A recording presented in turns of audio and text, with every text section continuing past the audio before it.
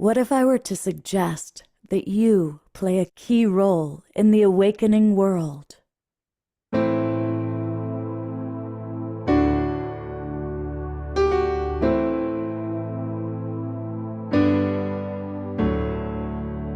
that you are watching this because you have heard the call.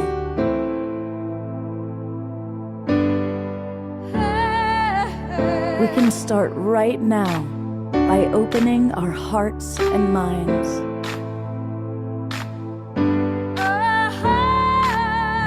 Welcome to the awakening world.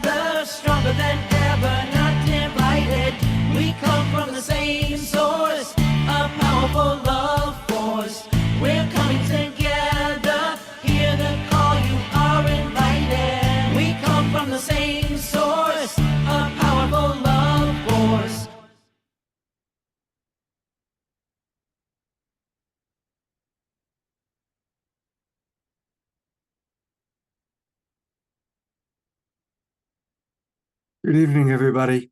Welcome to the Awakening World. I'm your host, Love Coach Scott Katamas. And tonight's show is going to be a very dynamic conversation. I've invited 4 of our favorite presenters that have been on the show previously, kind of sharing their various wisdom. But we're going to be talking about what's going on in the world right now. And obviously, it's a very challenging time. There's a lot going on. It can be very scary. All that we're reading about science, the science of climate change, and obviously a lot of big political changes going on, and a lot of people are being impacted. And some people see this as the dawning of the new age, the Aquarian age, and other people see it as the apocalypse. Many of you who are regulars participated and watched the program we had on Saturday night, where we showed Jim Garrison from Humanity Rising, who presented a very sobering look at things. And we're going to continue that conversation. And we have with us 2 wonderful couples. We've got Dan Morse and Diana Kelly, who are going to be sharing their wisdom and their perspectives. And we also have another wonderful couple, Darren Starwynn and Karina Puma. And all 4 of these wonderful beings have wisdom to share. And we also have our wonderful Desirea is back with us again to work her magic as a dynamic duo with, of course, our house musical artist, the one and only Omashar, who's going to get us started. Yes, indeed. And we had a new moniker for me, and it was called Chakraman. Chakraman! And so this is a song called One Breath. And I'm looking for this conversation, forward to it very much. And welcome our Facebook family, YouTube family, and all of the other family on our streaming partners. And here we go. Or there we went, something like that.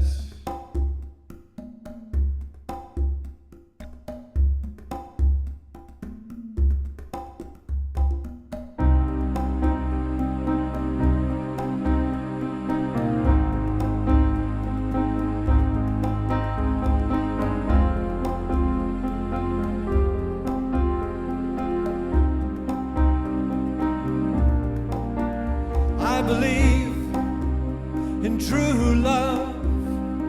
It's opened up my heart, leading me, leading you to new beginnings. And I believe in the one love that takes you by the hand, and you hear in a whisper of something to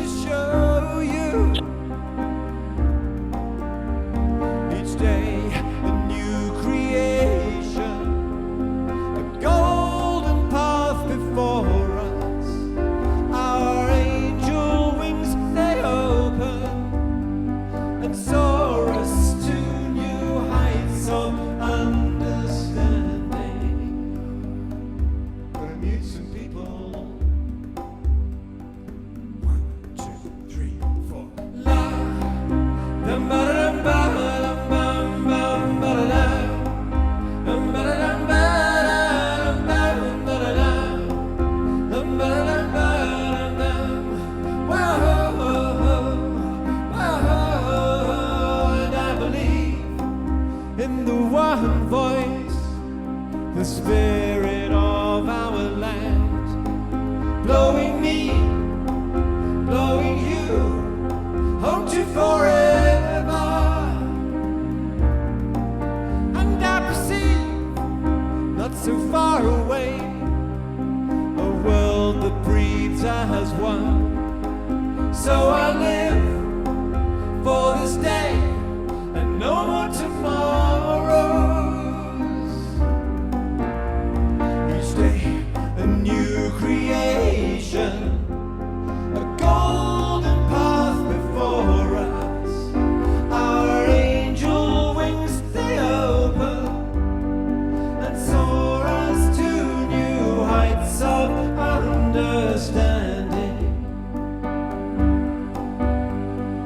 La, dum ba dum ba dum bum bum ba dum ba dum ba dum ba dum dum ba dum ba dum. Whoa, each day a new creation, a golden path before us. Our angel wings they open and soar us to new heights of understanding.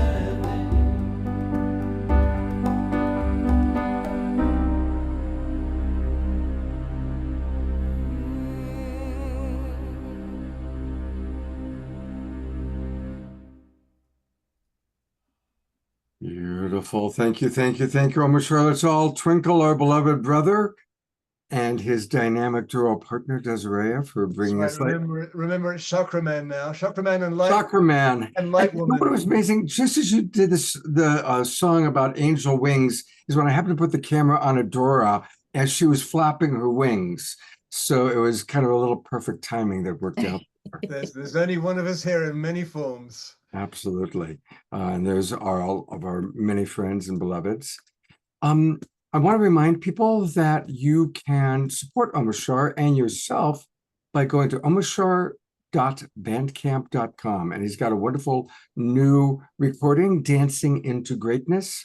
And that's what we all do together. We dance into greatness here on the Awakening World. So thank you, Omashar, for all that you provide to us so very much. I also want to make a special invitation to everybody watching on Facebook, YouTube, and our broadcast partners. Tonight is a really good night to come into the Zoom room because we're going to have a real quality conversation about what's going on in the world. And to make it as easy and as enticing as possible, we have just launched a new program that if you register today, you will get all the Zoom room links for this season and next season. In other words, you'll get the Zoom room links for the next 5 months, taking you through September 30th. So it's really easy. Just go to globalpeacetribe.com, globalpeacetribe.com, and you'll learn all about us, and then click register for the new season. That takes you to the registration page, and voila. It takes about 60 to 90 seconds to register. You'll get the Zoom room links immediately. Come on in and join us. And I want to invite all of our friends that are in the Zoom room to participate in tonight's conversation. And getting us off to a start are Dan and Diana. And I really appreciate the two of you, along with Darren and Karina, kind of launched the idea for this program. And I'm going to bring Darren and Karina on camera as well. But my understanding is, Dan, you're going to get us started and kind of set the tone after Diana leads an opening meditation for us. That's right. So if we could just all close our eyes and bring our hands to anoint our own crowns for the strength of light. And then or our touch our third eyes and our two eyes for purity of vision, our ears for clarity of hearing, our lips for gentle speech, our hearts to be open and free of judgment and poison, our palms for healing touch, and if we can reach them, our feet for righteous steps. O Holy Mother, help us to keep our many lenses open and not be seduced into blindness or put to sleep.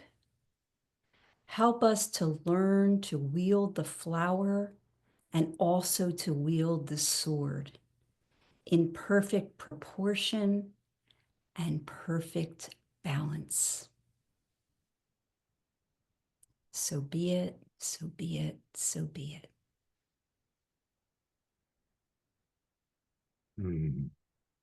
Thank you, Diana. What a beautiful, beautiful prayer. And let's all maintain that consciousness throughout the show. This is going to be one of those programs where we're going to talk about topics that people have strong reactions and beliefs in. So just a few ground rules. Nobody's right or wrong. We are leaving that world of right, wrong, good, bad. And as Rumi spoke of, entering that field beyond the castle walls, where we're listening to each other and respecting each other, even different perspectives and different ideas and different beliefs. So let's just remain respectful of each other. And I'm going to turn it over to Dan to get us started. So wonderful. And thank you, Scott, for holding the space and for having held this space for so long to develop our greater spiritual community here. And it's wonderful to see so many people joining us today. And Darren and Diana and Karina and I have been in this conversation for many, many months. And even Darren and I for a number of years, trying to understand what is happening within the broader spiritual community. And we've been involved in the ascension work and the 5D work and awakening, the esoteric mysteries, the Magdalene and the return of the divine feminine. The four of us intersect in many different ways in different communities. And over the last 10 years, we've been noticing that things have changed out there, alternative media, certainly AI, and sort of this new kind of intense reactionary movement that seems to be happening in the world that is directly in a reaction to some of the problems within the old guard of the mainstream culture. And the four of us are really working to kind of hold the complexity of this, to understand where are we at with this? How are we responding to climate change, as Scott, you mentioned? How are we responding to the COVID pandemic and the vaccine? That was huge. And I think that really kind of stirred a lot of us up and created some divisions within our families even. And definitely within the broader spiritual community. So I'm speaking, and I want to invite, in the conversation around, we are holding the broader spiritual community, but within this, there seems to have been and this is my point of view and my experience, which is actually kind of intense, there's been a division or a polarization or a difference that has emerged within the subcultures of the spiritual community. And that we can generally sort of see that is that one group that I was part of for many years, the 5D orientation and the conspiritual orientation, where we're looking at conspiracy, we're looking at what's going on behind the scenes. What is what are the forces that are moving through us in nefarious ways, and that this is all part of humanity's, what we're having to do to overcome, to ascend, to be higher, spiritual beings, that we're having to deal with the deep state, with the archonic phenomenon. This is an intense kind of subculture. And then especially as the Trump administration came on the first time and now the second time, there's a lot of concern that many of us have around, there are some things happening that are very intense and very disturbing and very upsetting. And we're noticing a difference in way the two sort of subcultures have responded to this. And this is something that we, want to spend some time tonight, just sort of making space to air out what have we been noticing. And I think the main thing is to understand maybe how divisions have been used to divide us in a way that is manipulative and is causing a disruption that has a purpose to something beyond us. And that we want to be aware of that and not be played. And so, so I just wanted to throw in one kind of model and one idea about maybe how we might view this conversation, because this really is a conversation amongst the community, is the idea of the checkerboard.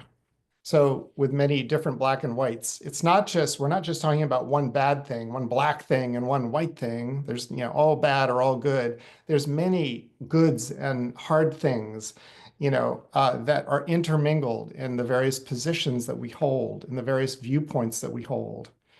And so, so there's so much here that needs to, in a sense, be sorted through. And I'm excited to have this conversation and to see how we can move through this, perhaps as a broader spiritual community, to be more unified, to be more empowered as we are facing very, very, very intense challenges on the planet in these next months and years. Diana, So, do you want to add anything, Diana, before I bring on Darren and Karina? No, why don't you let's hear from one of them first. Okay. Well, hello, welcome, Darren and Karina. Thank you, Dan. That was really beautiful, foundational piece to get us started. And what would each of you like to open your part of the conversation with? Okay. Well, Dan, the things you said it so beautifully and powerfully. You're tackling some things which are challenging and hard to talk about, and I feel like you nailed it, man. So thank you, Brett. And I know you were feeling a little nervous before coming on because this is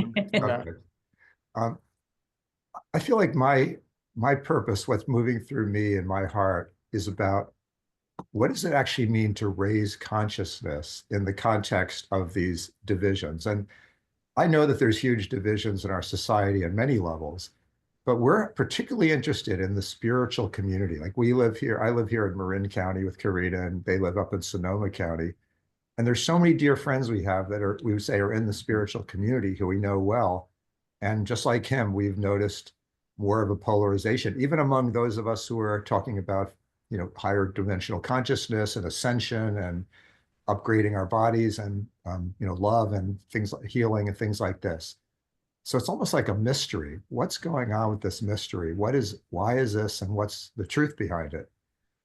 And so one thing I like to say that I feel very strongly is I just got back from a sacred pilgrimage to Peru just a few weeks ago.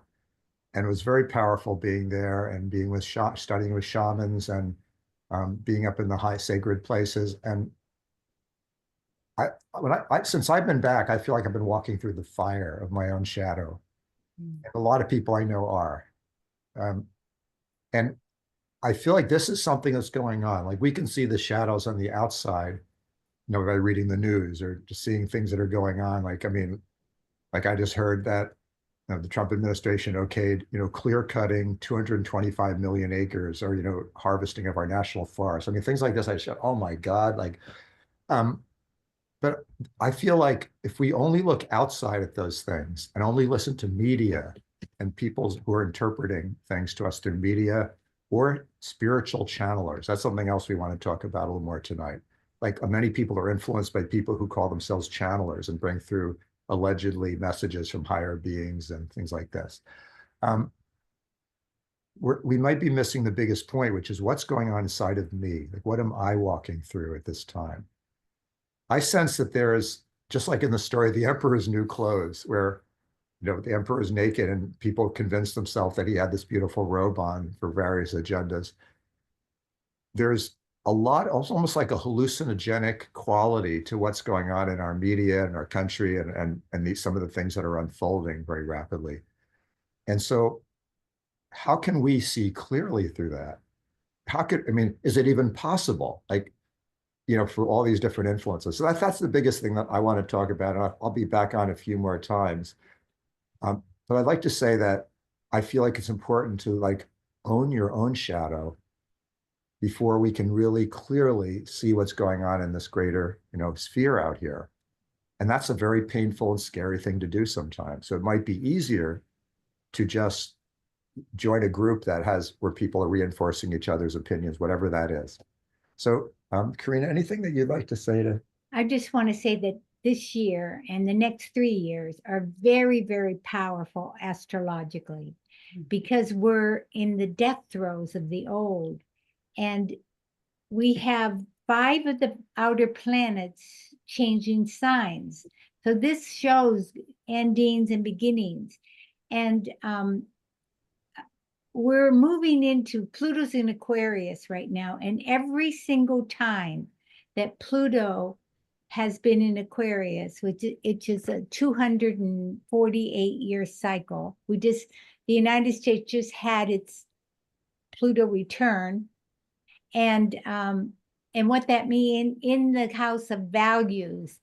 And so we're in a metamorphosis of our values, but there's always been a misuse of power in the beginning of Pluto and Aquarius.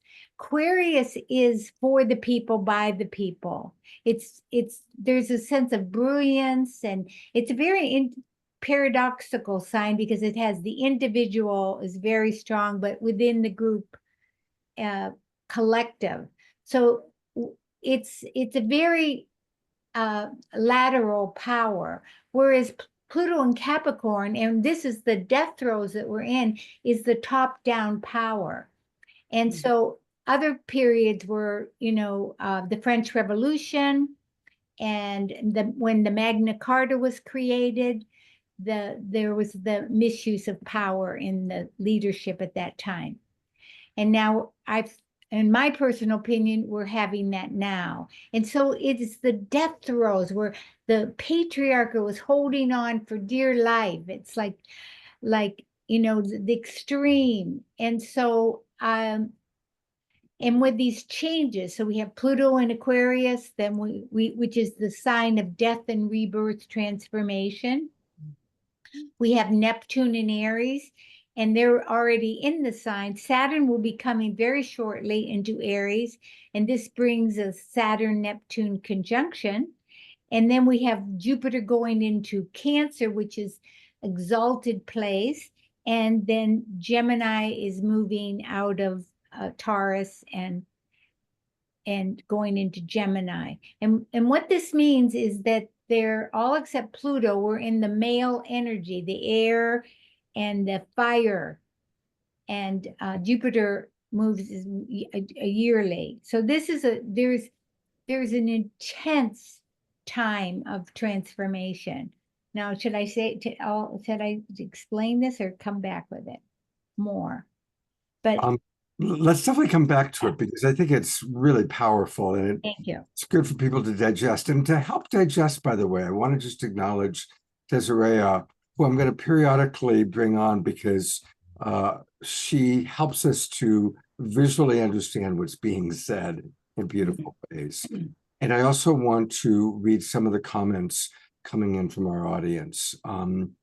Reverend Jeffrey probably just summed it all up. Love is the highest vibration. Choose the direction of lovolution in every situation. And yeah, I mean, that certainly speaks to my way of seeing it. Susan Blomquist writes, I like the idea of lateral power, individually powerful within the group consciousness altogether. And my understanding, and this is, I guess, a question for you, Karina, is that the Aquarian age is all about finding the balance of honoring the individual while honoring the whole. As we learn that we don't have to go through a source to God, that we are directly connected to God. You know, obviously the age of Pisces, it was going through Buddha, through Jesus, through the church, through gurus. Now it's a direct connection. We understand that. And so I certainly relate to what you just said about the patriarchy is desperately holding on, and it does need to come apart because the patriarchy that's been running the world has created an unsustainable world, and climate change is the most obvious reflection of that. Speaking on the opposite of patriarchy, Diana, we've had you on the show talking about the wonderful work you're doing with Sophia. Talk a little bit about where the rise of the divine feminine fits into all of this. So, geez, there's multiple places to start, but one thing I want to mention, just continuing with this Sophia theme, is Sophia is all about wisdom. So one of the places that I feel that we are at on the planet right now is we're bringing in that we have had the Christ, which is the unconditional love. And now we're bringing in the Sophia, which is the wisdom. And we need both the love and the wisdom. I believe we're walking. This is like we're in the birth canal, if you want to call it the dark night of the soul. That's what Andrew Harvey is calling it, and I can resonate with that. We're bringing these two pieces together, and we're going through this really hard time, and we're trying to discern. Humanity's discerning our own ability to see and trust what we're seeing, trust our inner sense, not look outside for external, gurus or people that know better than we do, but follow our own hearts and our own souls. And I'm going to say this, find our no. Find our no, especially for women, because our voices have been so closed down. Lynn Twist tells a story where she was in a forest, and one of the chiefs took all of the women in the tribe out to the forest. And he said, "You have forgotten, the women have forgotten your role, and your role is to say enough." And he said, so if the men are out killing animals for food, you need to tell them when it's enough. If they're cutting wood for the fire, you need to tell them when enough wood has been cut, and they don't need to cut all the trees. So part of, one of my concerns, obviously, is as we see, and as Karina mentioned, right, the patriarchy is really holding on right now. So just as many of us have been so devoted to the rise of the divine feminine for years now in this community, and all this, then we have like this nightmare kind of scenario, right? This is my view, where we have this really patriarchy on steroids, toxic masculinity on steroids. And it's almost like, it feels to me like a backlash for our rising, for us finding our voices. And so, but I'm not only looking at this as a negative, right? I'm looking at this as the dark night of the soul, where this can be used as a catalyst for women to rise up and really be willing to use our voices and be willing to find our no. Be willing to bring to the table the strengths that women have, which is our empathy, which is our ability to connect and be spiritual. And this is the divine feminine principle. So it's not only in women, But I think being in a female body at this time feels especially intense. Because, you know, many, and I work with the womb chakra too, right? So, and the womb chakra, like if you want to look, that has an enormous power. And that is actually, there's an attempt to control that because there is enormous power there. So it really, in a way, I know I can speak for myself. It's actually helping me to come into and really claim my power and my voice. And to be able to say, no, this cannot happen. What is happening to the children is not okay. What is happening to the environment is not okay. What is happening to the Black people, Black women, Black people, brown people is not okay. So in a sense, there is a gift in this. And the gift is like the fire that takes the coal and makes it a diamond. Because women really, we've been working on this for years, and we really need to rise up and stand up now and be equal, co-equal partnership with men. And when that happens, we won't have to worry about all of these individual issues that are happening in the world, because that the feminine principle being back in balance will bring the balance to all of it. Yeah. Right. Beautiful. I would love to hear, especially from some of the women in the audience, how you resonate or feel with what Diana just shared. And I am going to read a couple comments that have come in. Christy Michaels writes, what does it mean to raise consciousness? Good question. And at these times, we need to be in the question, as this is a new time with a percentage of people who have realized and grown into a place of collective wisdom. These are new times, so we need to ask the question. Susan Blomquist writes, it is time, perhaps it is time for voices to rise. Kathy writes, yes, women have been removed from their positions here in the United States because they are included under DEI. Ayada writes, this time often feels to me like the dying last gasp of patriarchy. Death throes, still very dangerous. Reverend Jeffrey writes, if you're human and aware, you will go through these times. It's inevitable. It's soul-wrenching and terrible. It's also workable. You will have to work at staying connected to your light. You must keep weeding if you want a garden. Otherwise, the weeds win. And then he adds, I love weeding. I have a question for all of you. There is a school of thought that we are entering a time that some people call the bifurcation, where humanity, there's just too many people and too many different beliefs to fit on this planet. And that we now know through quantum physics, and I've personally experienced it, that we are living in a multidimensional reality, that there actually probably are parallel Earths, at least if you believe in Marvel, the Marvel Cinematic Universe, but also a lot of our quantum physicists say that too. So there's a school of thought that we all are being tested to see, are we choosing division, polarization, us versus them, or if we really are living in the reality of oneness, in the reality of what Jude Curvin calls the unitive narrative. So I'd be very curious as to what any of you may have to say about that. Yeah, I'd like to say something about that. One of the shamans I was with in Peru said something I thought would really touch me about that. I've believed for a long time that there is a new earth that already exists here for those who can see it, those who have the heart space to feel it and maybe can slow their mind and the old way of thinking down enough. That this new earth has much greater harmony.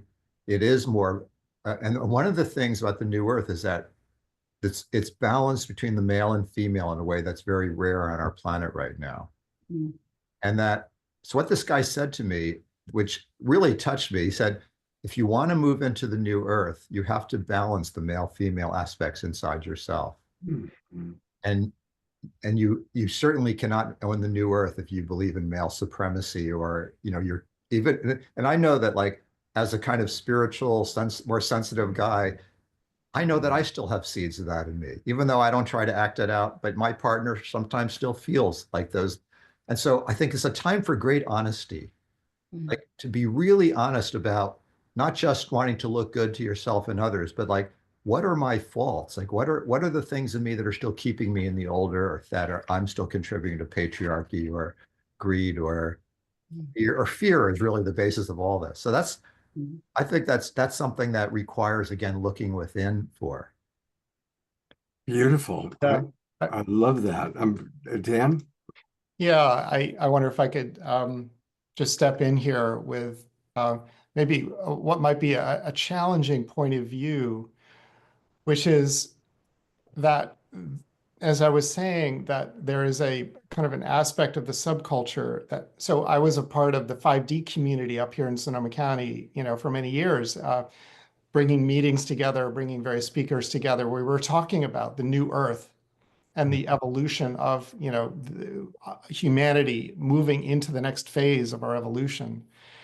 And what we noticed is that there it gets slippery, because people can start to look at, okay, the white hats are going to come and save us, and the galactics are coming to save us, and we, you know, the solar flash is going to be coming to trigger the up leveling of humanity, and all of these, you know, are of course possible, and yet I think that we're, you know, Darren was talking about the shadow, and I think, you know, that in Western culture there is a deeply Christian or Judeo-Christian unconscious that may sort of carry this sense of what we see in the fundamentalist Christian movement today that is so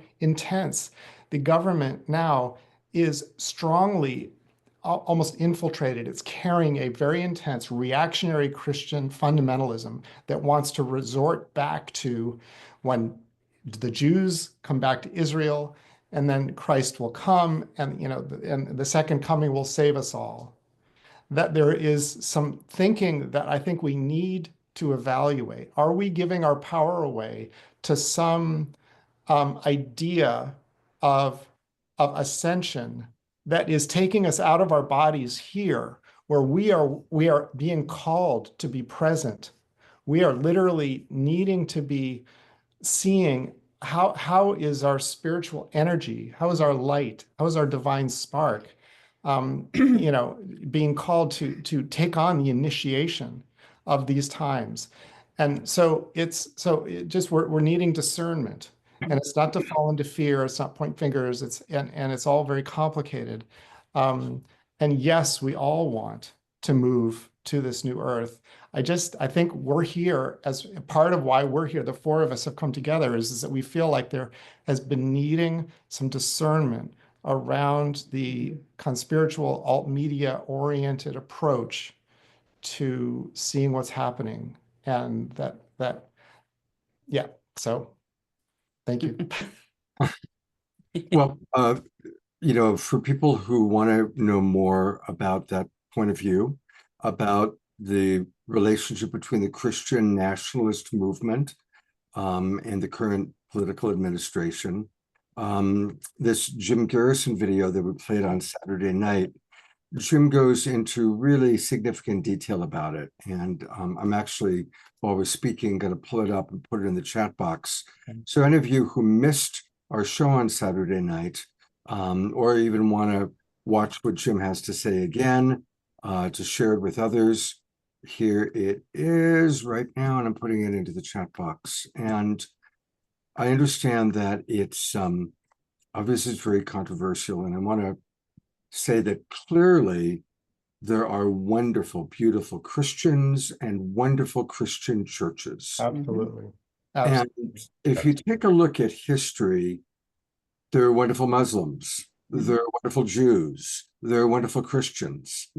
But when the far right fanatical side, it is fanatical Muslims that become suicide bombers. Yeah. It is a fanatical, I believe, right-wing Israeli government that is committing the atrocities in Gaza. It is a far-right Christian nationalist movement. So anytime it's so far to the left, and also to the left, far left, is where you get people, burning down, blowing up clinics. So, as the Buddha said, take the middle road, right? So we have to find that middle road. And so our concerns about any religion or any governmental organization is when it's too far to one side. And one last thing that I'll mention, I'm going to bring up Darren and Karina again, and also Desirea. One of the things that I learned about Abraham Lincoln that's really fascinating, obviously almost all scholars agree he was the greatest president in our history. When he became president, he placed all of his rivals and enemies into his cabinet. He surrounded himself with all the people that had alternate points of view and that even hated him. Kind of a little different from our current political structure. But the genius of that, the genius of surrounding yourself in your cabinet, not just with yes people, but people who have alternative perspectives, part of what made Lincoln brilliant. And may we go back to that way of thinking.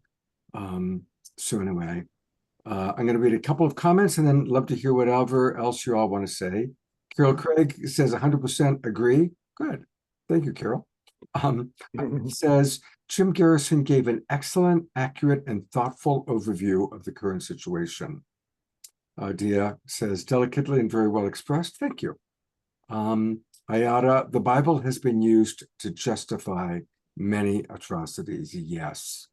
Obviously, Yeshua was not about creating a religion hundreds of years after he was here that, was the cause of war. One interesting thing just historically, there were two sects of Christianity. There was the Essene sect, the African sect, and then there were converted Romans, also known as the Latin sect.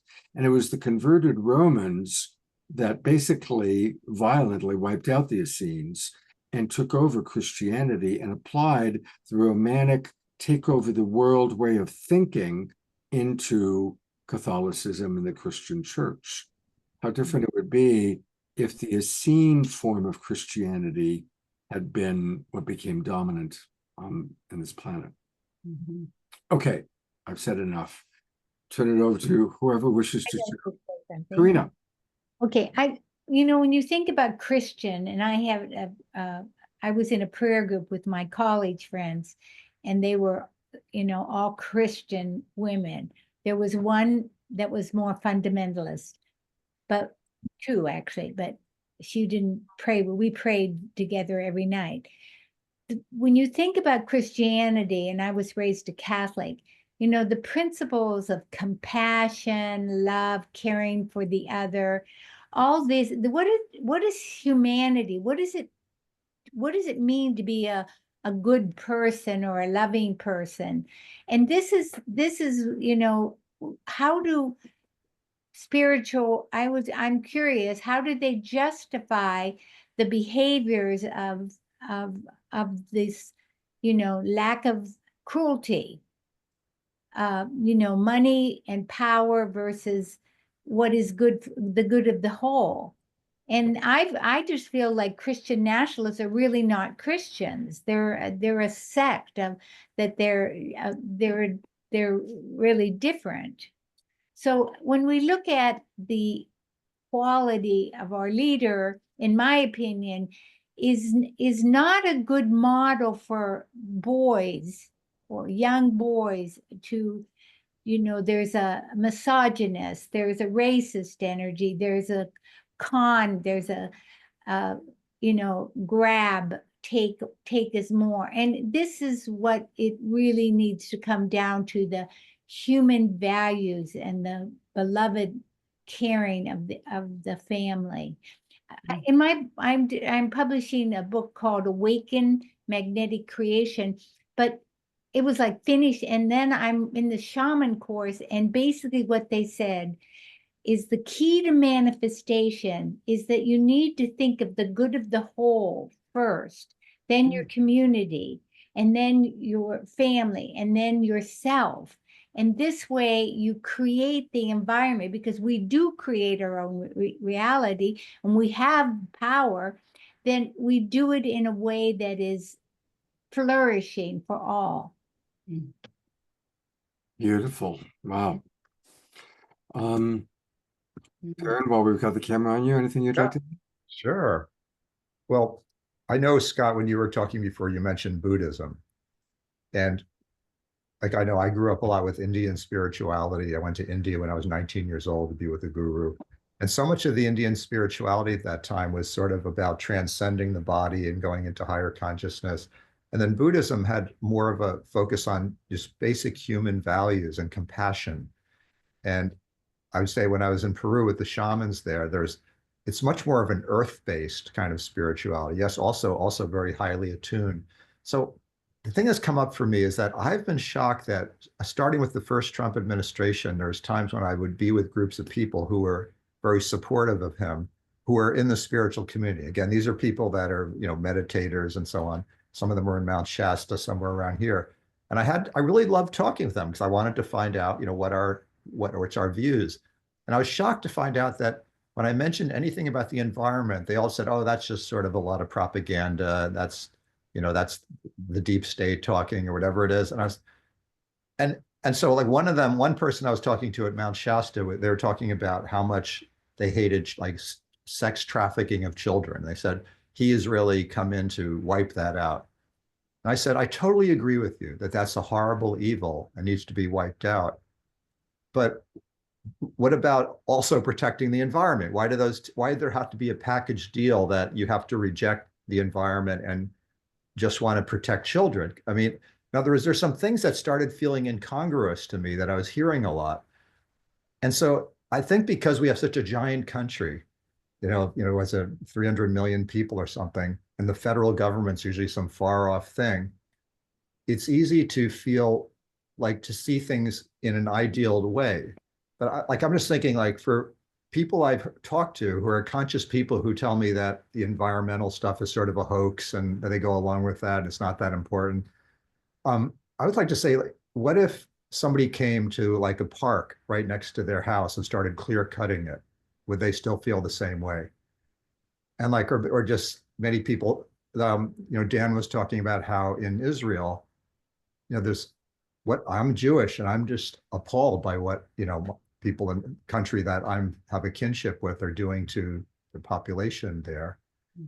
And so, and a lot of the people who are these apocalyptic people, the Christian nationalists and Jewish extremists as well, can justify that, saying, well, it's part of the prophecy of, whatever that is.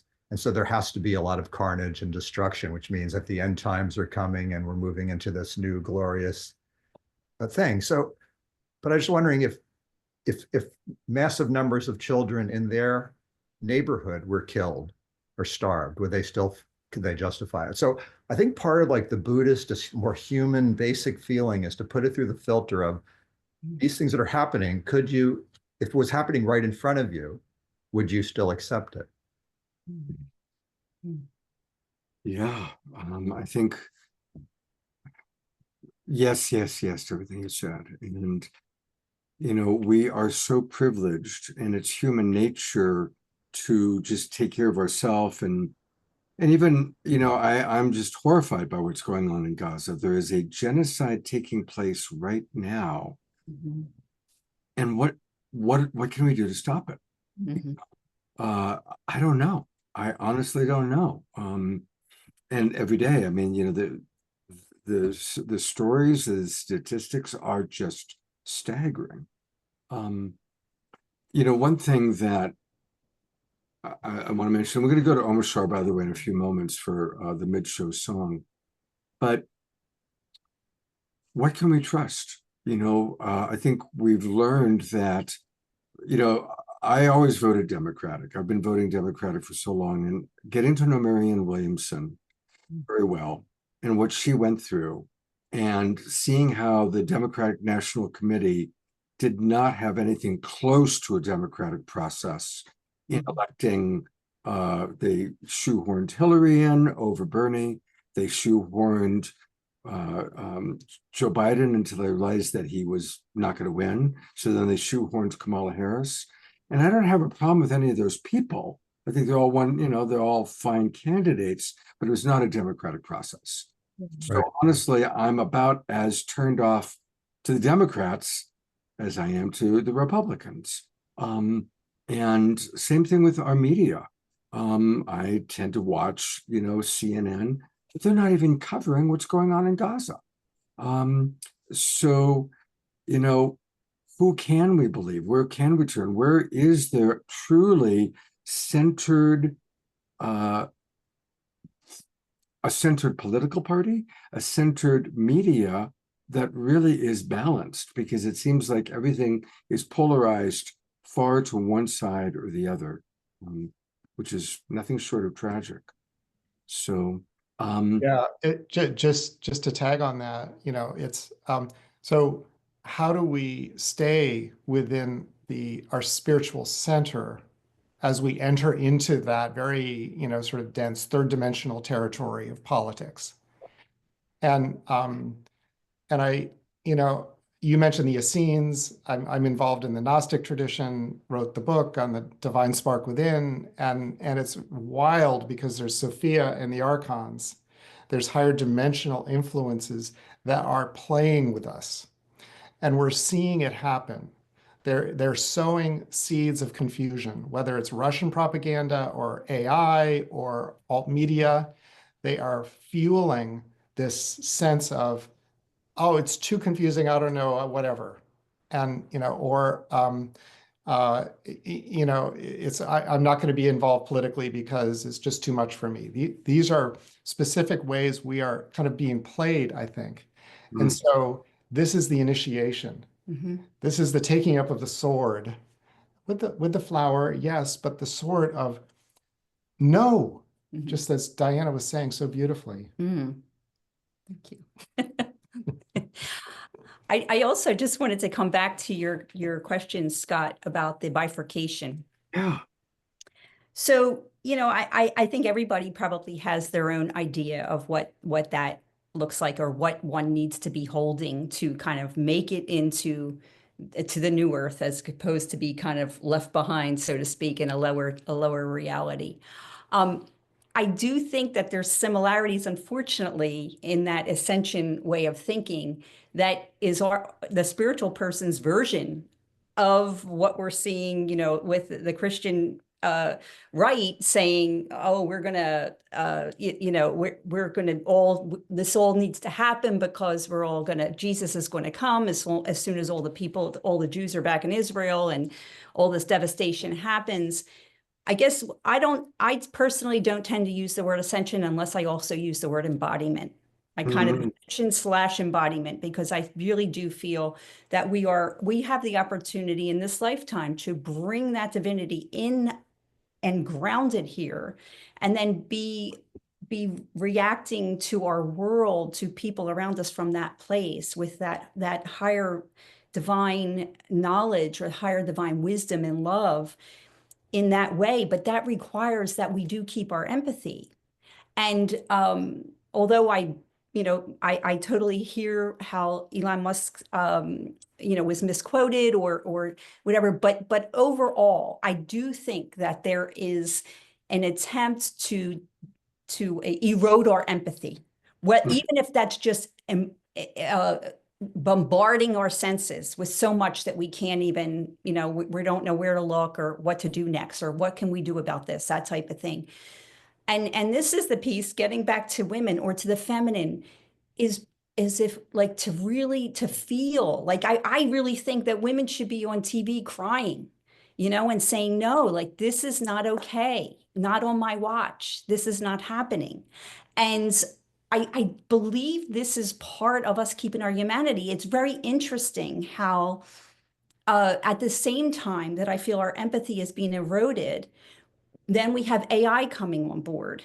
And it's really kind of a perfect storm, right? If we're losing our humanity, our empathy, and then AI is coming, I mean, that in itself could be a huge play to, for our souls, literally. Yeah.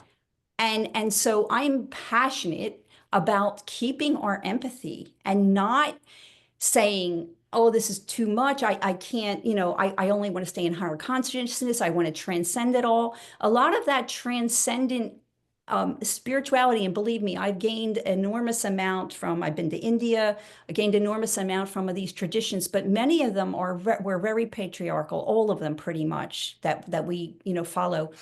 And so now I think we're looking for more of a feminine spirituality, which is very much in the body. And it's not only looking to transcend. So it's kind of up, you go up, but you bring it back down. And then you go up and you bring it back down. But you don't just go up and ignore everything. Beautifully stated. I'm 69, I've been around for a while, and for a long time, everybody wanted to leave their body, whether it was through drugs, psychedelics, meditation, leaving the body. But most of the teachers that I really respect and resonate with are all about, no, we need to be fully embodied. It's about being in the body fully, because the body is magical. And if anybody, I encourage people to listen to what Greg Braden is talking about, his book, Pure Human, which is very much about the danger of technology and wanting to put implants and really make us into cyborgs. And that everything we need, we still have so much undiscovered in our own human potential. I'm going to read a few comments, and then we're going to go to Omashar. Omashar writes, yes, the body is the temple of the divine. Diara writes, our bodies house our spirits. A lot of people are, DR says, no spiritual bypassing. Yes, absolutely. Iona reminding us that Amy Goodman on Democracy Now! Covers it all quite well. Desirea writes, the energy is saying we need to open our hearts and go within ourselves to find the sword of truth. Katie was agreeing about quitting the Democratic Party, and the two-party system is not working. And George Noble writes, Christian nationalists are overly Romanized Christians. It was the Cathars in France that bore the brunt of the Catholic Pope's attacks. And talking about the Essenes were much earlier, that's right. So, thank you. George has a lot of really good comments there.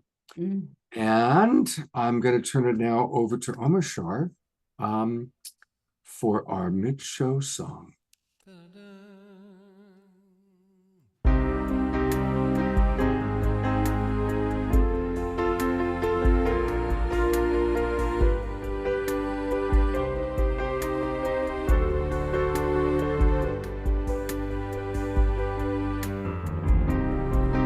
The quieter you become,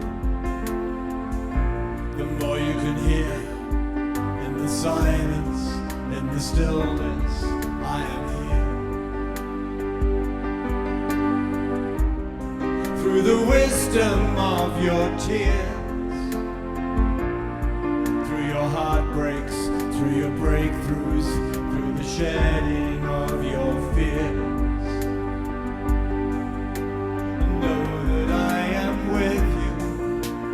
Guiding your way, know that I am cheering you on. Truth lives within you, and love leads us through.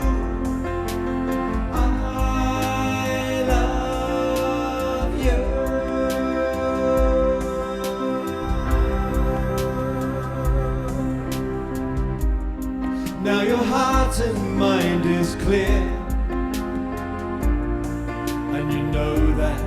Love is with you, love supports you, love is here. And you feel that you belong, and you're walking with purpose. You can hear your life's new song. So know that I am with you and guiding your way. Know that I am cheering you on.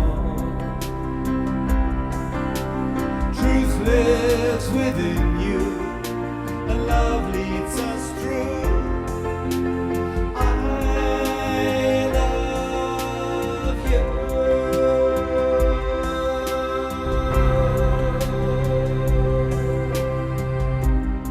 Ba ba ba dum bum bum bum.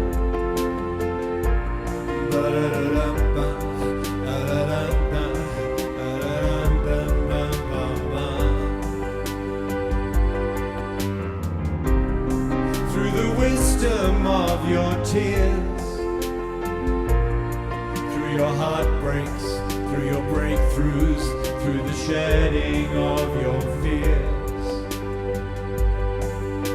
So know that I am with you and guiding your way. Know that I am cheering you on. Truth lives within you, and love leads us through. I love you. I love you. I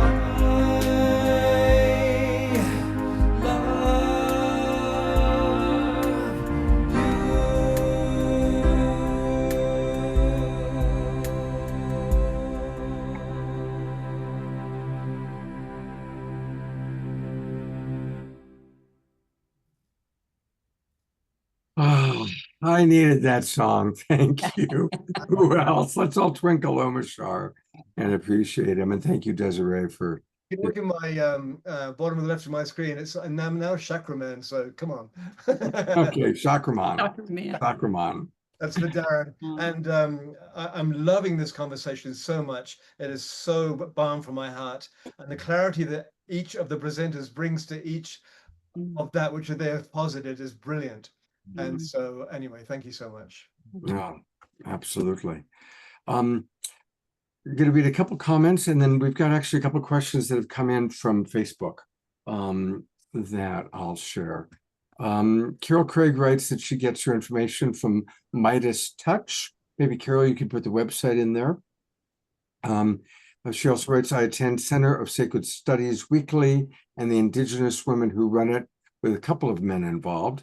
Jayoti, who's been on the show, is part of that. Susan Woldridge writes, yes, I listened to 2 hours on a Zoom of indigenous elders. The theme was the sacredness of women. And then she says, and the men took up 1 hour and 45 minutes, then a break and 10 minutes left for the women to speak. Yeah. Yeah. Yeah, that happens, doesn't it? That does happen. There is a question that came in on Facebook, and that is, what are the solutions as you see it for bridging the divide? Which I think is a good question.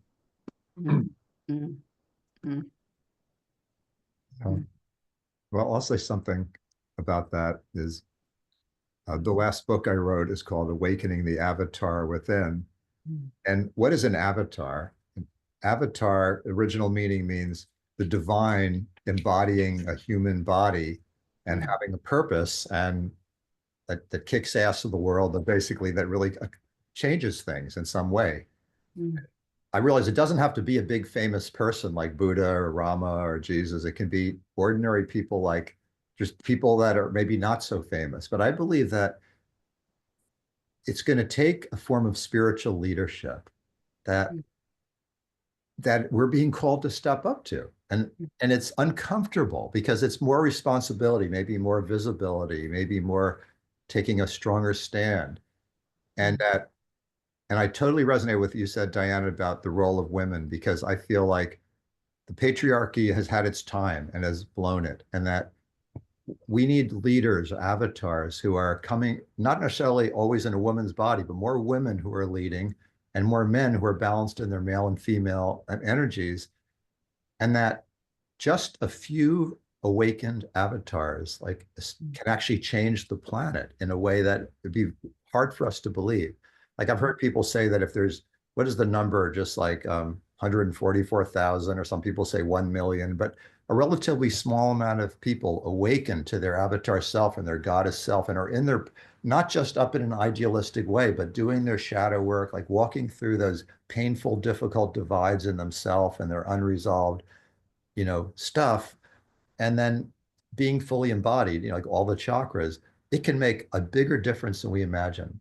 And the Tao Te Ching talked about that the greatest ruler, the greatest leader is someone who actually people don't even necessarily know they're there, because they're holding this amazing space of the Tao, and the kingdom just starts flourishing. And I love that. Just take that in for a moment, that if you could hold that space of the Tao, of the quantum field, more completely through your entire body, and that the outer world will just start changing.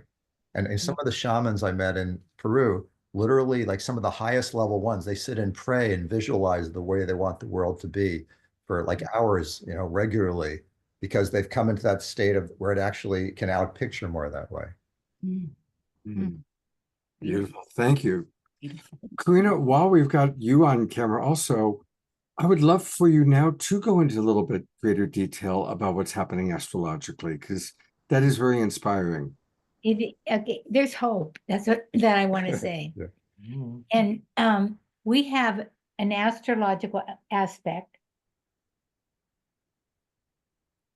which is like that forms a sacred geometry, and it is so rare right now. And they're talking about the seed point in September when this is, and why it's so rare. Let me explain what it is.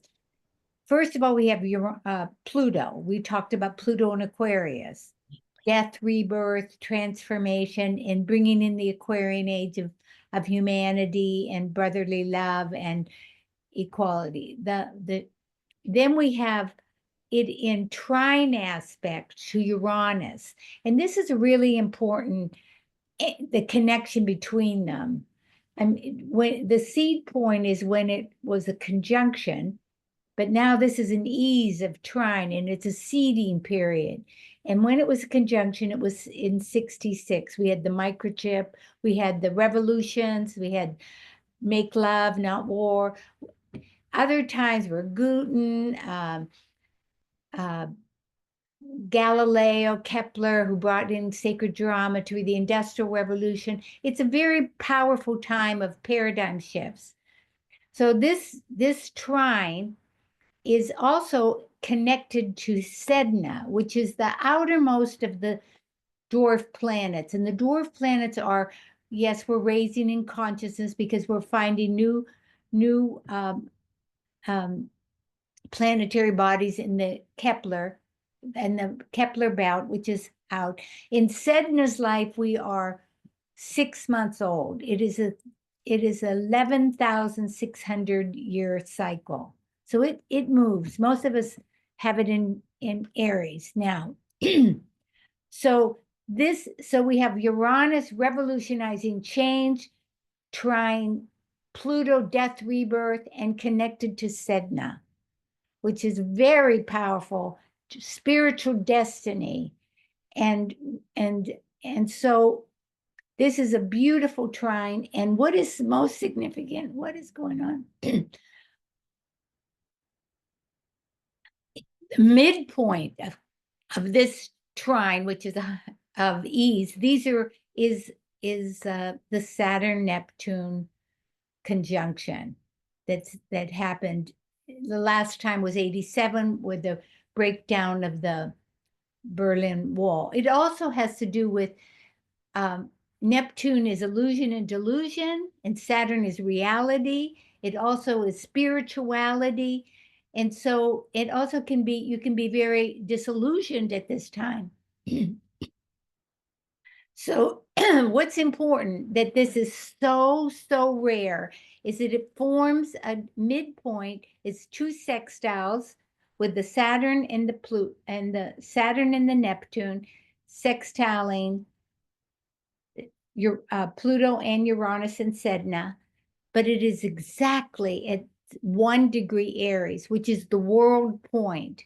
And that configuration can happen every 500 years, but not at the world point. It is so rare. It's like the ushering of a new civilization and an upgrade. And this will be for 3 years. It's July, it's 1 degree, then it goes 4, and then it goes 6 and 27. So this is a trend that we're moving into. Would you mind just repeating when that started and like what the time frame of that is? Well, they're using when Saturn is moved. We're in it now. We're definitely in it now.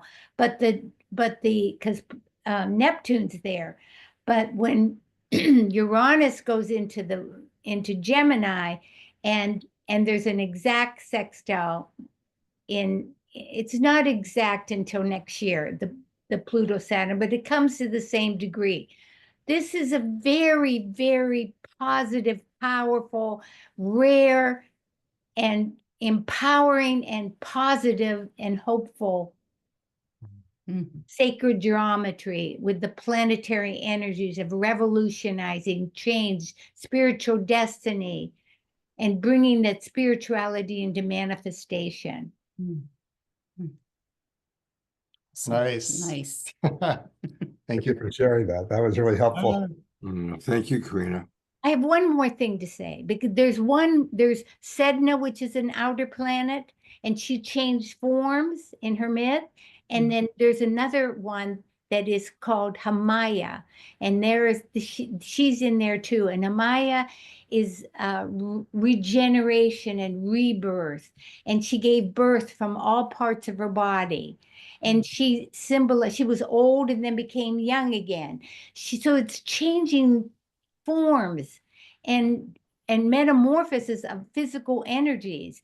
And she is in square with Pluto and in conjunct. So, and squares bring energy and movement. Trines can be ease, but not always motivating. So these two transformational feminine energies are coming in there.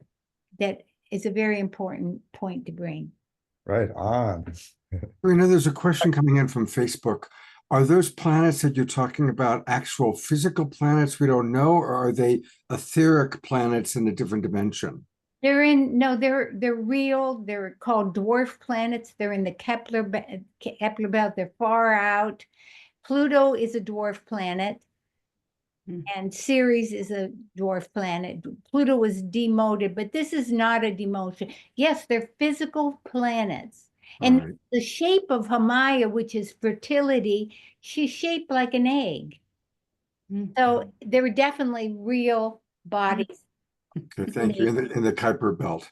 I'm going to read a couple comments from her and then go to Diana and Dan. Katie's putting in also suggesting Rick Levine on YouTube. And Scotty Satori is putting in information about another community that's he's been part of the Masadi community for 12 years. Thank you for that. Christy Michaels talking about how 3.5% of the population just needs to be awake for us to have something good happen. I started to say ascend, and then I thought, well, you guys we don't want to do ascend. So Susan Bloomquist writes, thank you, Karina. This is just the kind of message we all need. She really appreciated what you had to say. And I think, and Diara just pointing out that spiritual maturation, we are babies in big bodies. Absolutely. Scotty Satori recommending the work of Christoph and Alaya Melchizedek. And there you have it. All right, Diana and Dan, I'm going to put the spotlight on you. Thank you, Scott. This is so so wonderful, and we also want to leave time for more of an open conversation with the people who are here. But I just wanted to briefly touch in on this idea of the solutions. And what I was finding that as I was sort of seeing things unfold in these last like 6 months and just being pretty disturbed and pretty upset, frankly, I began to feel like I'm losing my energy. My energy is sort of draining into that despair. And I started connecting with some people like, I don't know, Daniel Pinchbeck and Stephen Dinan and you know, to some degree Marion Williamson and Matthew Fox and Andrew Harvey. And but there's been a conversation that seems to be arising of that we are like ready to create a society at a grassroots level that is self-organizing, that has integrity at the grassroots level, that isn't dependent on all the systems that are happening here. And so I was working on my own sort of version of this that was inspired by Rojava in northern Syria.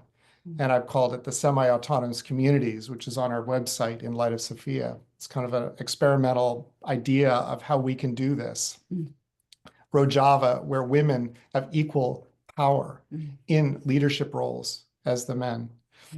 But I was connecting with Steve Behrman, the Swami Beyondananda man. And he turned me on to this guy in Sri Lanka who's doing the same kind of thing, which is self-organizing, organically rooted model of people are already doing so much in their communities, farming, arts and the creativity. Of course, Scott, you're really hosting a lot of this, but how can we bring this in some form that begins to stand on its own, that is not as dependent on the forces of politics and the control systems that seem to be playing out here.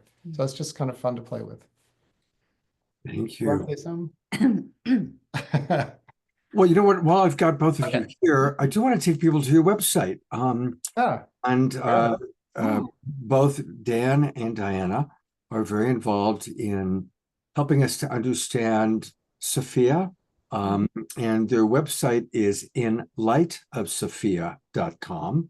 And I love these 5 areas of activism: recalling the divine feminine back, reclaiming our Sophianic birthright, sacred relationships, balancing the feminine and masculine, renewing Holy Mother in religious culture.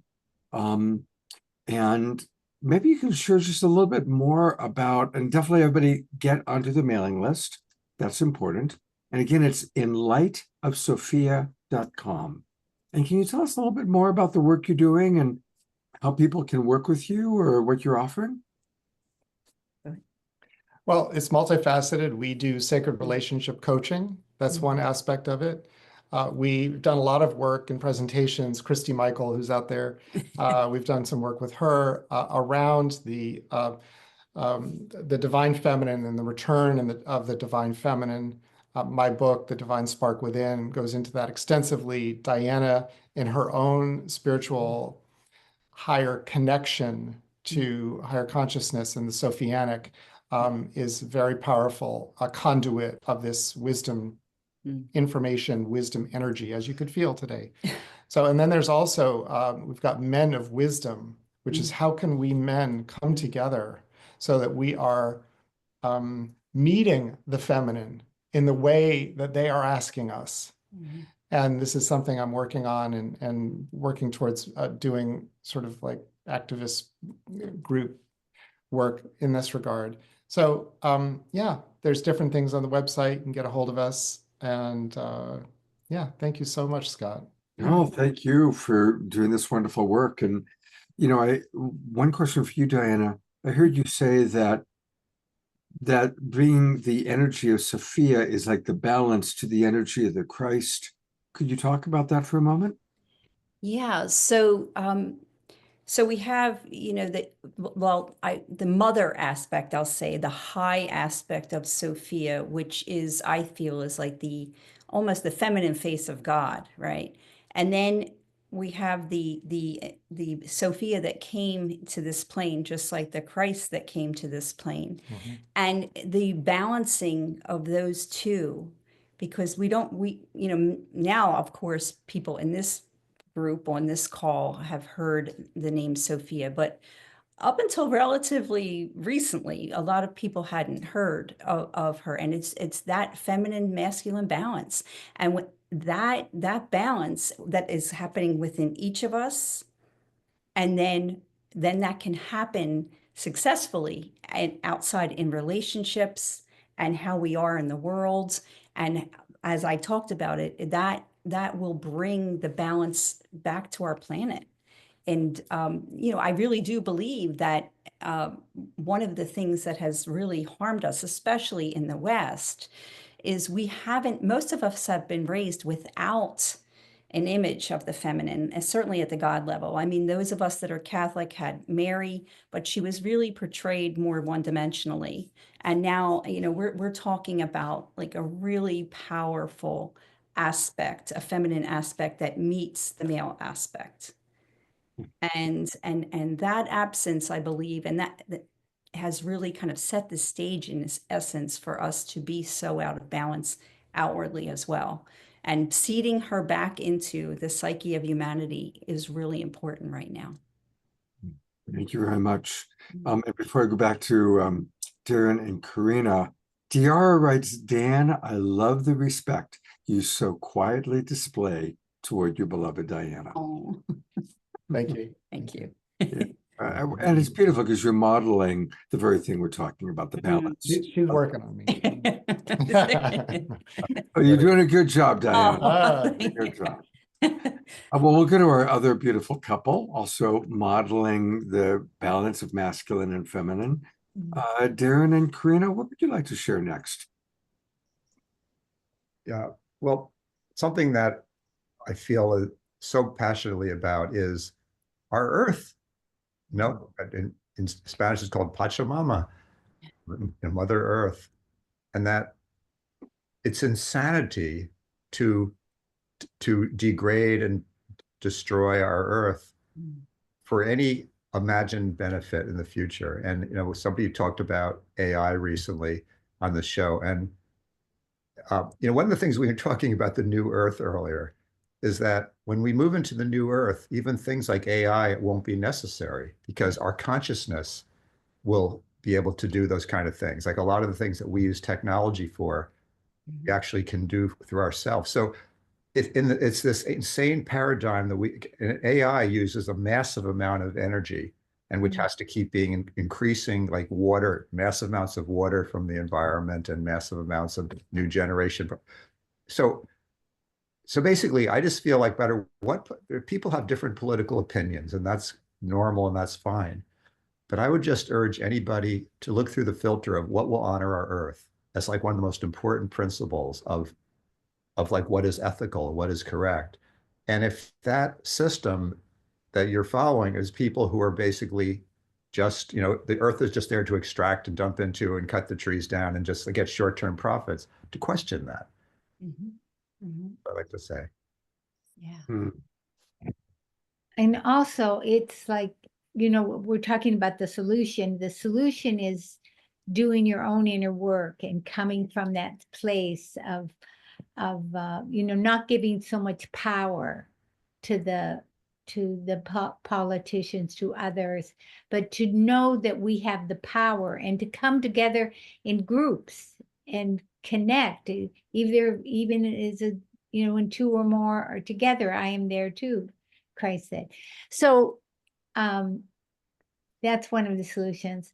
I would like to tell you, I've been writing for decades, and I have a series of books. They're coming out now. I have 3 out, and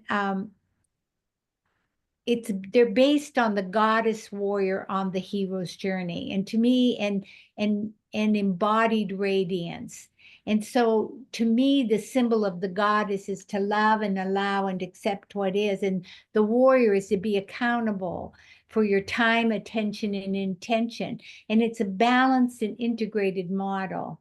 And the hero's journey gives the steps. And so that's what I've been working on. And that archetype has been like a co-creator for me. Well, to find those books, let's go to Karina's website. And her website is soul-source.org, soul-source.org. And that's where you can learn all about the wonderful offerings that Karina has. She is an oracle of empowerment, healer of the heart, catalyst for awakening. And you do private coaching, individual sessions. And you also have this Awaken Embodied Radiance workshop. This is where people can book a session. And I see that you actually offer a free introductory consultation, which is very generous. What demographic group do you most enjoy working with, Karina? Mostly women. They just tend to be. Okay. Yeah, mostly women. But I'm willing. I was writing, and I was saying, who is a goddess for? And the phone rang, and it was a friend of mine. Well, you might know him, Stephen Halpern.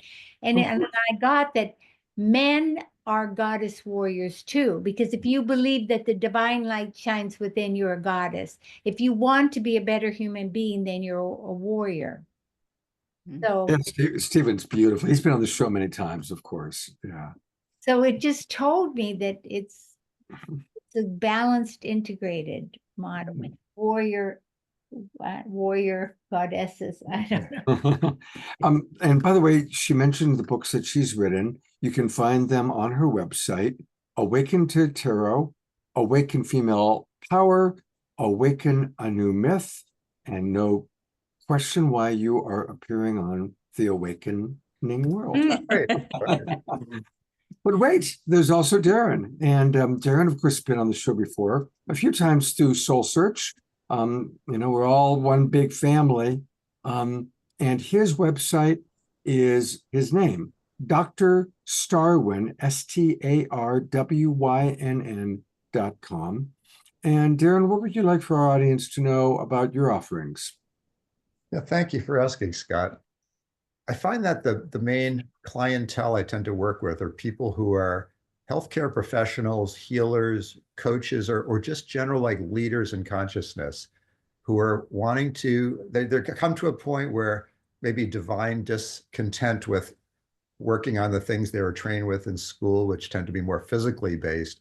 And their soul is calling them to like a higher vision of healing where they actually get more to the root causes, help people to get to the root causes of why they feel blocked or having arthritis or whatever the thing is.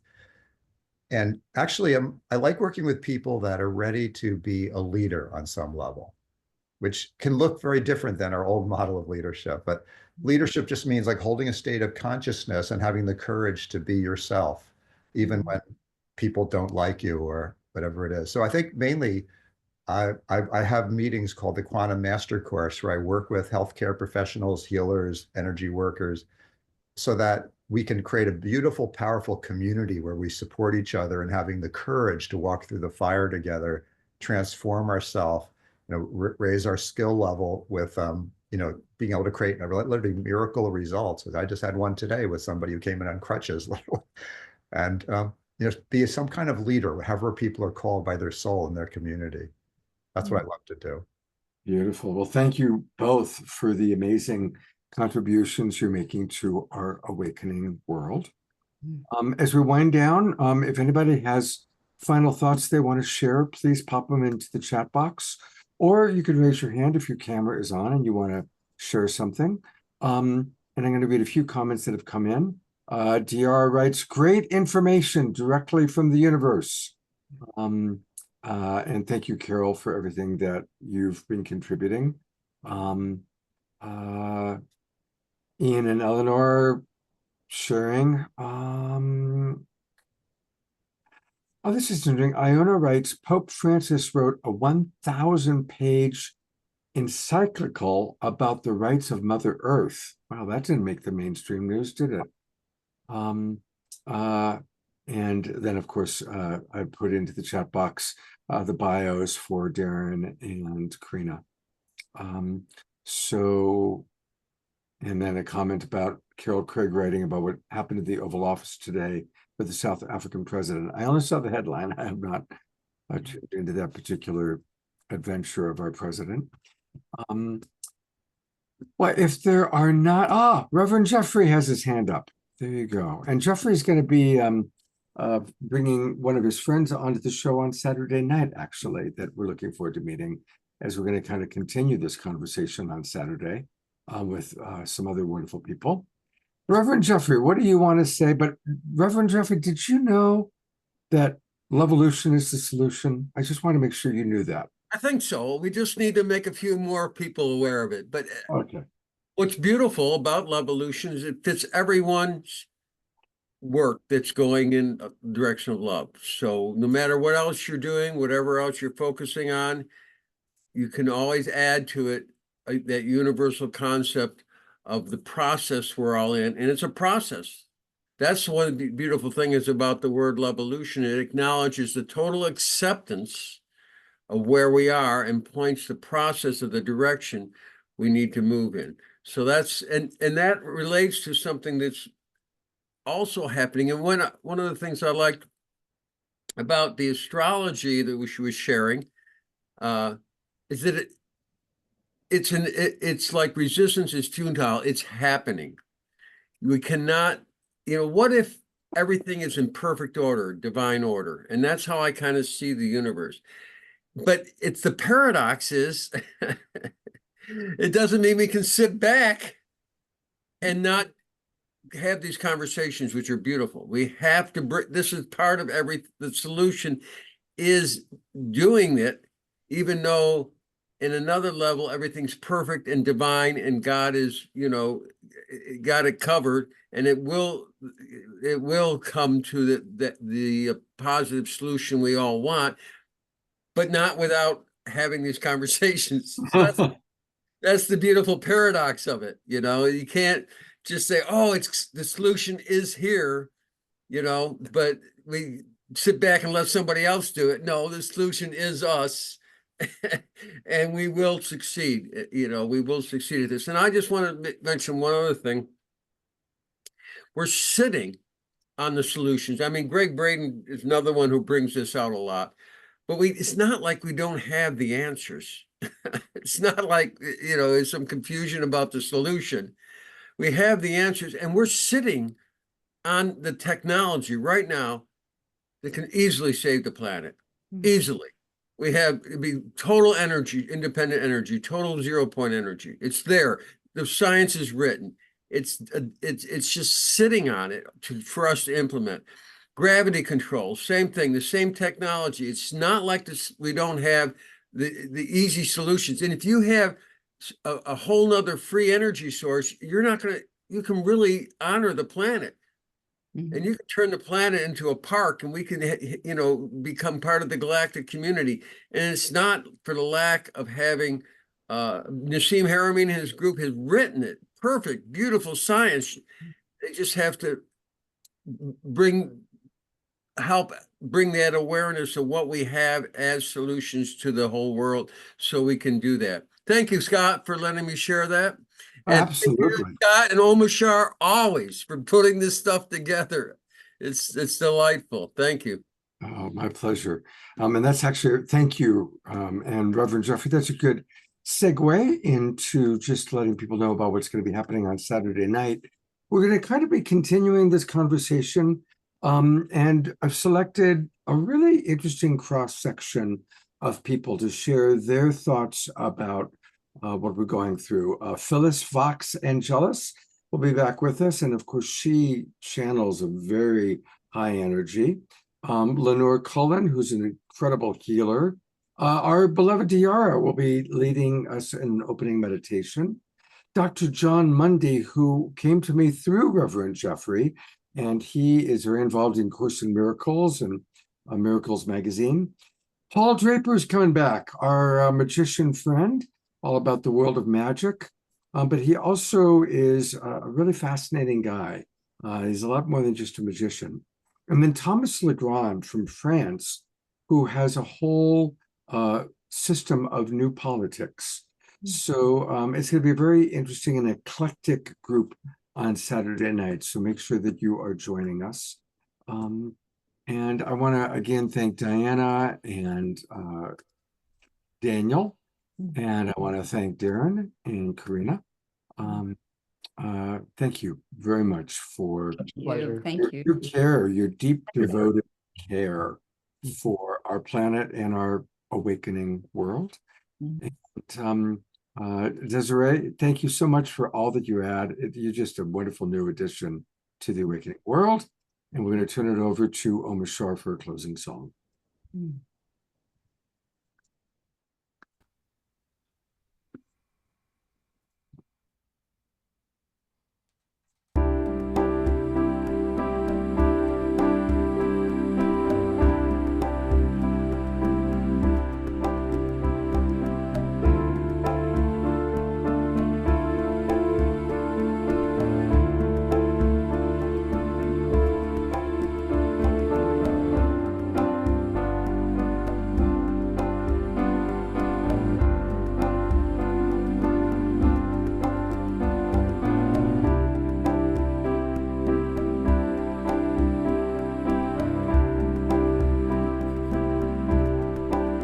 This song's about going home, about hopes and dreams,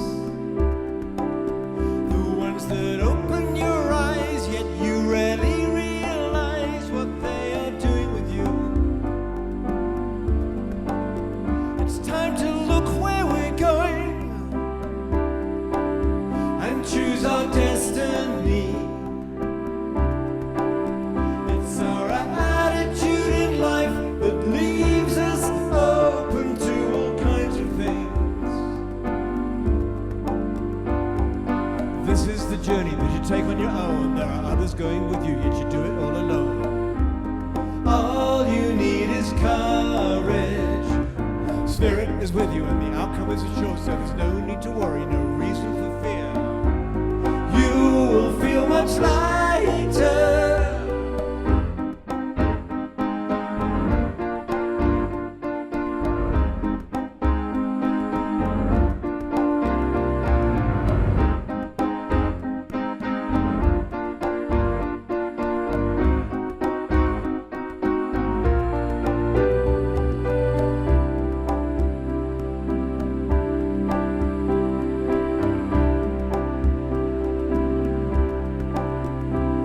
Use what you know well.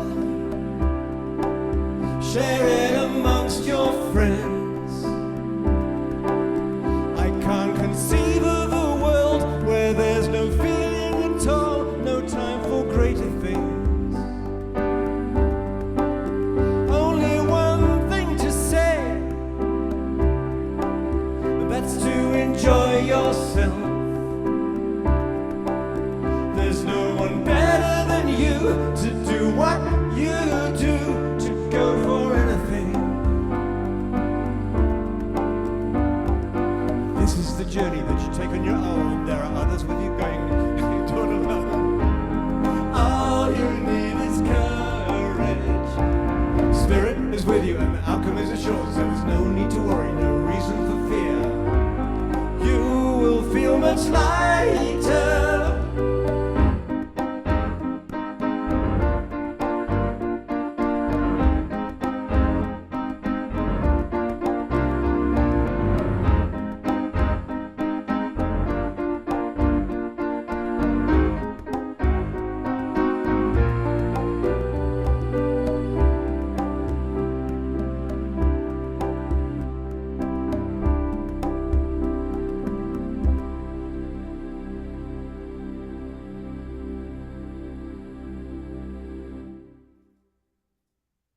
As always, the perfect song, Omar Shah. Mr. Chakra Man. Mr. Shuckerman, it's funny though, because I have these two voices going on in my head whilst I'm singing, and there's kind of a rappy thing in the middle there. And it says something to me like halfway through, you can't rap, dude. And my mind went, get out. And anyway, fessing up. Beautiful show. Thank you, everybody. I feel enlivened and ready for the next breath. Thank you. Oh, beautiful. Thank you. And you pulled off the rapping. Don't worry about that. You definitely pulled it off. I'm going to bring up our presenters one last time. Add So, to that just a um, little bit. I just wanted to add that as you were talking about going home and bringing our purpose in, there was 2 levels. There was a level here and there was a level here. So it was really telling us we have the choice on the purpose that we want to bring in. We can bring in that higher level, that higher vibration, that higher dimension, or we can bring in that lower one. And that's within us to bring that forward. And then at the very end of the song, I felt wounded feminine.